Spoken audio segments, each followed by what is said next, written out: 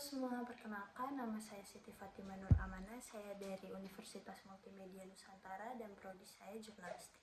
Jadi di sini saya mau jelaskan secara singkat 3 perilaku proaktif yang sudah aku miliki dan kenapa menonjol dalam diri aku sampai sekarang, dan apa dampaknya untuk keluarga aku, untuk diri aku sendiri, dan untuk teman-teman aku.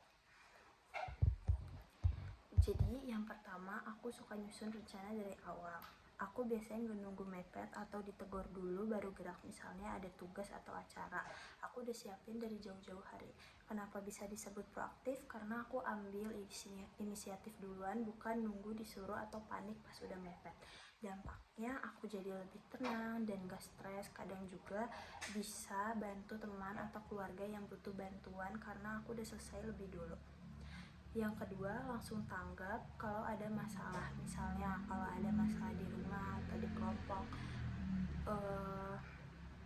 aku nggak nunggu orang lain bertindak, aku coba cari solusinya bahkan kalau itu di luar bagianku. Kenapa ini proaktif? Karena aku ambil peran tanpa disuruh dan niatnya bantu memperbaiki keadaan. Dampaknya aku jadi lebih dipercaya sama orang-orang di sekitarku, baik keluargaku maupun teman. Mereka tahu kalau aku bisa diandalkan. Yang kedua, punya kemauan sendiri buat belajar dan berkembang.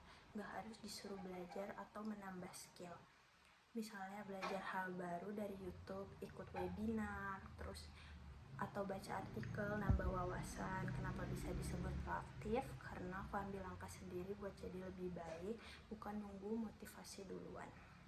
Dampaknya, aku jadi lebih siap kalau ada tantangan, dan teman-teman juga kadang nanya. Terus, jelaskan secara singkat 3 perilaku reaktif. Perilaku yang tidak baik yang sangat menonjol dalam diri aku. Kenapa bisa disebut reaktif?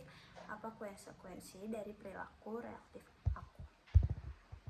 Jadi yang pertama, cepat merasa kesal kalau ada yang gak sesuai harapan.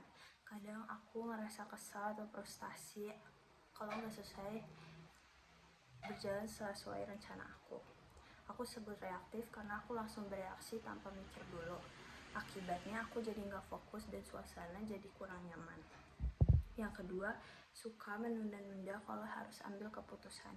Kalau disuruh menentukan sesuatu, aku sering menunda karena takut salah atau bingung. Ini perlu reaktif karena aku menghindari masalah daripada langsung menghadapinya.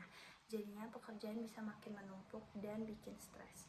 Yang ketiga, gampang baper kalau dikritik. Aku sering merasa sedih atau marah saat dikritik, walau sebenarnya itu bukan kebaikanku. Ini reaktif karena aku merespon secara emosional tanpa berusaha lihat dari sudut pandang lain. Akibatnya aku jadi susah berkembang dan hubungan dengan orang bisa kurang bagus. Terima kasih, sekian dari saya.